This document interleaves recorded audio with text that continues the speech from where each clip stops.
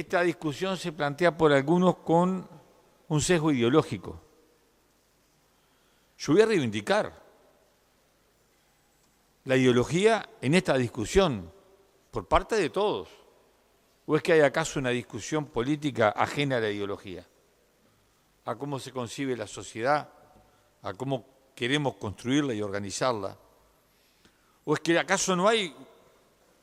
Y bueno, que se vayan acordando o imponiendo las visiones mayoritarias en cada etapa. Nosotros vamos a votar en general este proyecto de ley que entendemos que es muy tímido y contradictorio. Hay intentos de avanzar en una transformación, pero fruto de contradicciones internas públicas y notorias, como acá se han descubierto. Votando en contra varios incisos de estos que, desde nuestro punto de vista, son una rémora de la concepción de la doctrina de la seguridad nacional que aquí se proyecta, que viene del pasado, o proponer sustitutivos a algunos aspectos que entendemos que quedan cortos. Pero decimos que llega tarde porque en realidad lo que ha habido ha sido una voluntad de continuismo, de continuidad de esta política, tal como lo demostraba el diputado Posada.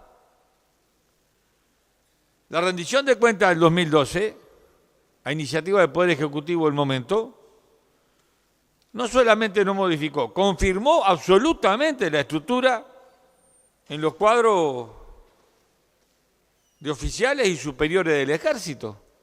La confirmó, como se demostró en las sucesivas rendiciones de cuentas y hasta en el último presupuesto, que esto para mí es una novedad, presupuesto que no votamos, en donde se confirmaba también la estructura de cuadros de oficiales de la Fuerza Aérea. O sea que no es que sea una rémora del pasado y que sea culpa de los 34 años, no, hasta de hace 4 o 5 años, donde se mantuvo una estructura de las Fuerzas Armadas que obedece a una visión del papel que tienen que jugar. O sea que hay que asumir esto con la profundidad y la realidad que implica, y las responsabilidades que implica, Nosotros creemos que este es un primer paso que debe ser continuado. Y llega tarde porque incluso cuando se discutió la reforma de la llamada caja militar, hubiera sido imprescindible haber tenido discutido esto previamente, definiendo qué Fuerzas Armadas queremos, para qué las queremos, de ahí su dimensión, su estructura y todo lo que viene atrás. Nuestra posición no parte de una definición antimilitarista. Creemos en la necesidad de las Fuerzas Armadas para la defensa nacional. Y en esa concesión que decimos, bueno, para unas cosas sí, para otras cosas no. Acá se ha dicho, las Fuerzas Armadas recogiendo basura, absolutamente repudiable, como lo vimos en Montevideo. No recuerdo si hace 6, 7, 8 años. No es tarea de las Fuerzas Armadas recoger la basura, ni custodiar las cárceles, ni las embajadas, ni patrullar la frontera como policía. No son esas las tareas de las Fuerzas Armadas, es la defensa nacional. Para eso precisan equipamiento, formación y una estructura determinada de cuadros y de tropas.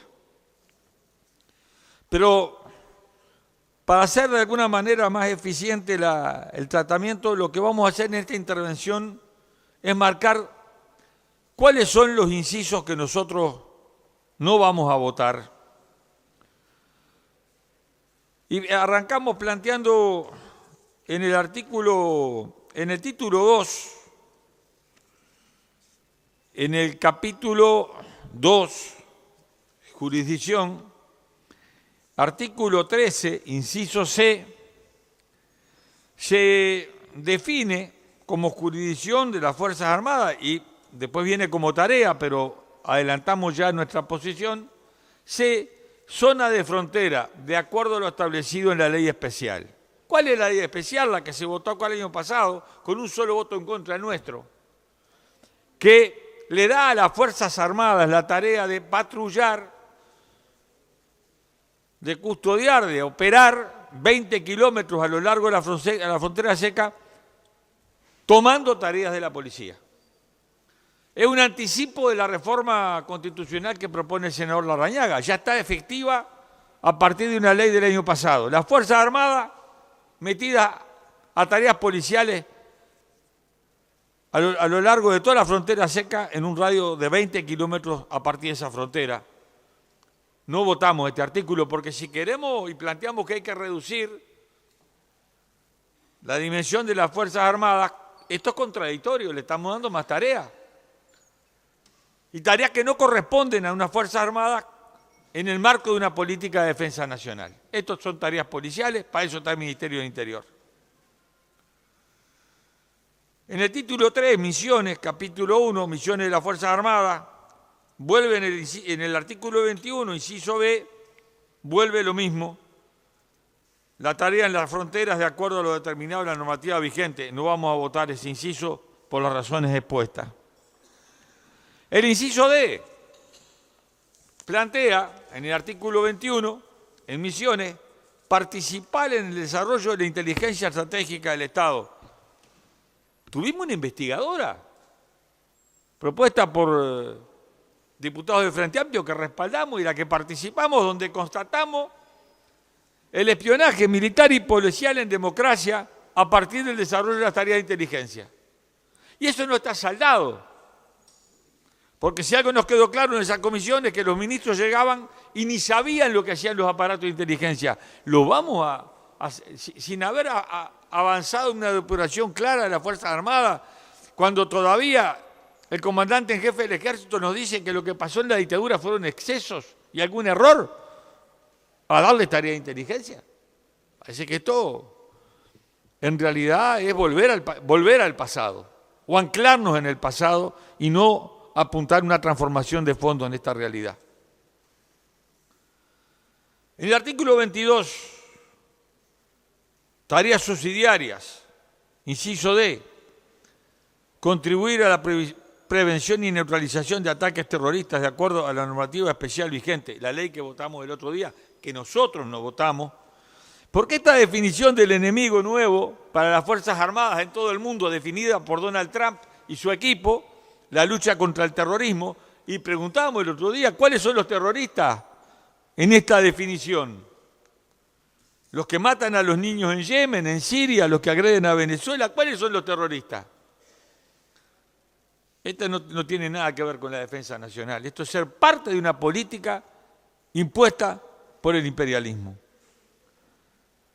El inciso G, contribuir a fortalecer la formación e infraestructura educativa. ¿Cuál? Hay que especificar. En general no se puede votar esto. Estamos pidiendo el 6% del PBI para la ANEP y la UDELAR. Inciso H, apoyar el deporte y la educación física. Y la pregunta que nos hacemos, ¿y para qué está la Secretaría de Deportes? Y el Ministerio de Educación y Cultura. Hay que destinar recursos de las Fuerzas Armadas para que atletas uruguayos se incorporen como oficiales o como sargentos o cabos para poder hacer atletismo. Entonces, claro, no alcanzan los recursos para las tareas de las Fuerzas Armadas. Esto es tarea de la Secretaría de Deporte. Esto es lo que el general Ricando definía como la acción cívica o acción civil de las Fuerzas Armadas en el marco de la doctrina de la seguridad nacional. El inciso J, contribuir al mantenimiento de la paz y seguridad internacional en consonancia. Estas son las misiones mal llamadas de paz, que el otro día votamos en contra 2 diputados acá. ¿Lo vamos a consolidar como una tarea permanente en nuestras Fuerzas Armadas? ¿El ser mano de obra barata de las políticas del imperio? Hoy se dijo acá que parte de los recursos que consigue el Ministerio de Defensa es a través de esto. Estamos trabajando algo así como tarea, como fuerzas de tarea de otros gobiernos. Esto realmente es una subordinación total de nuestras Fuerzas Armadas a las políticas que definen las potencias imperialistas, por tanto lo rechazamos.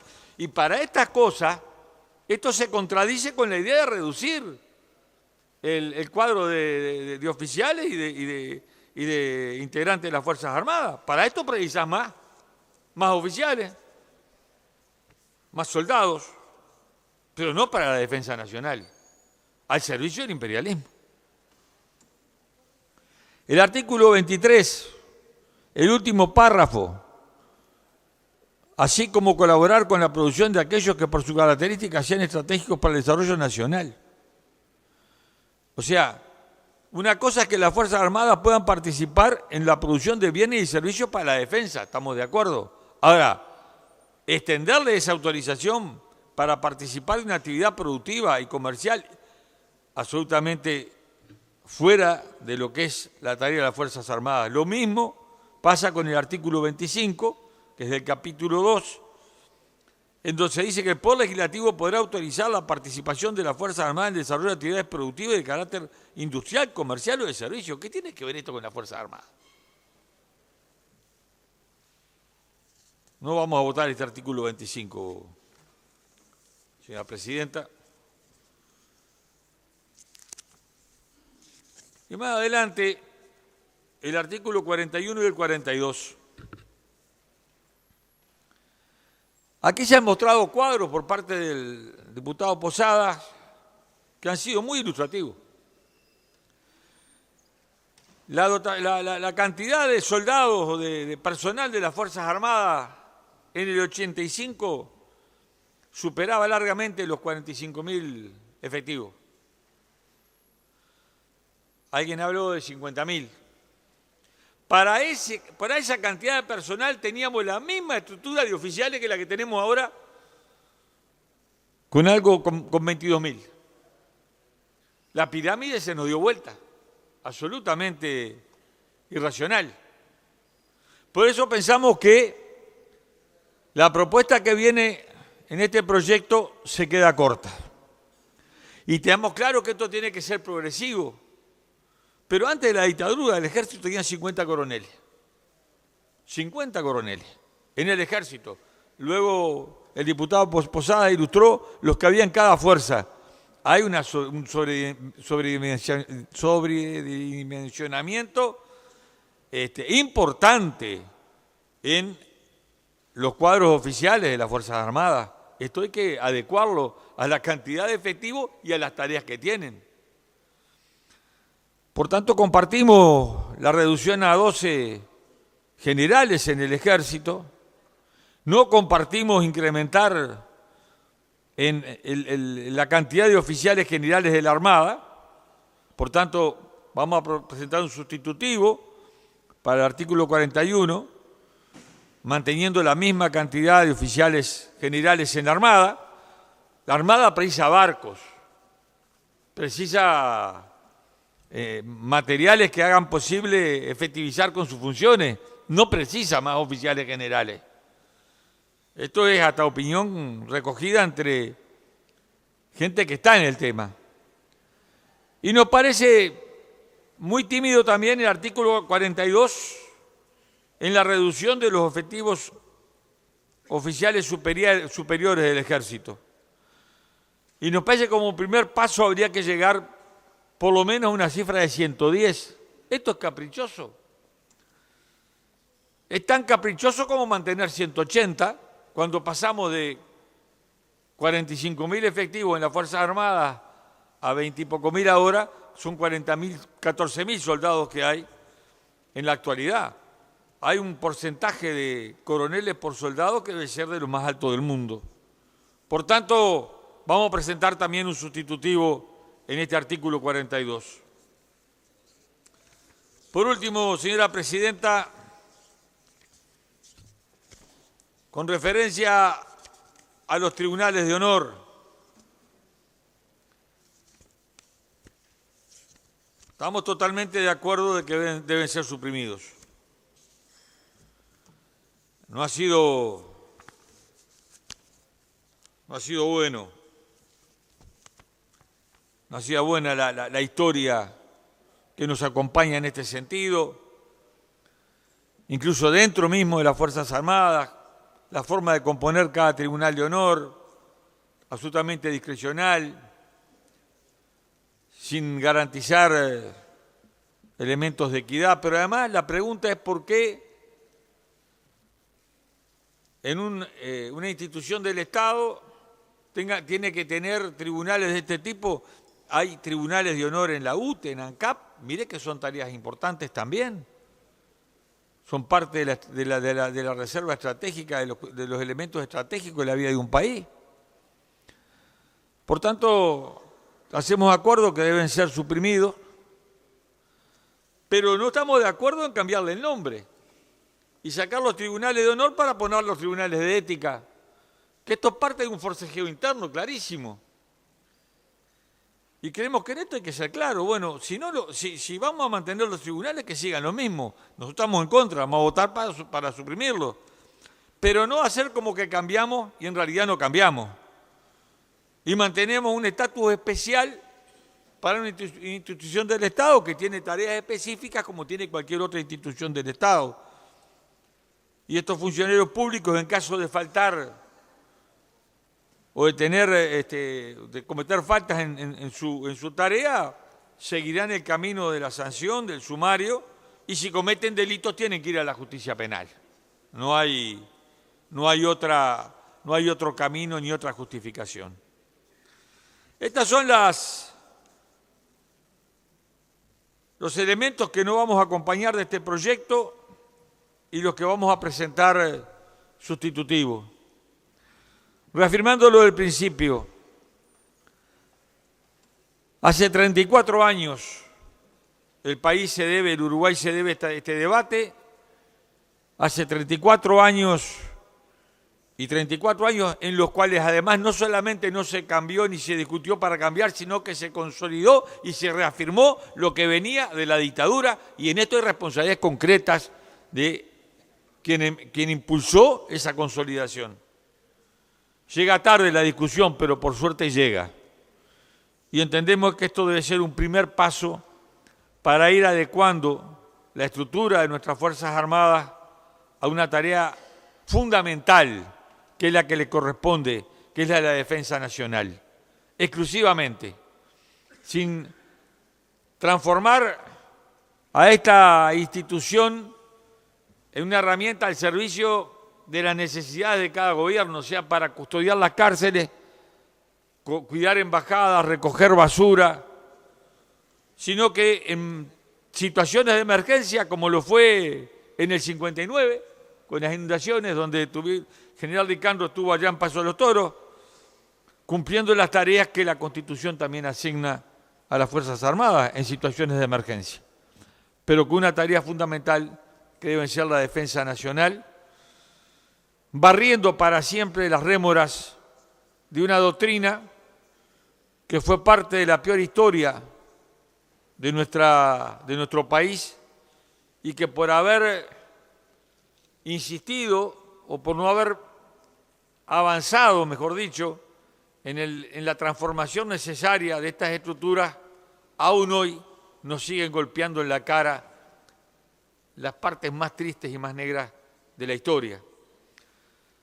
Y este peso de la historia no tiene nada que ver con la necesidad de cambiar esta ley orgánica, sino que esto tiene que ver con el papel que nosotros entendemos deben tener las Fuerzas Armadas. Gracias, señora presidenta. Gracias.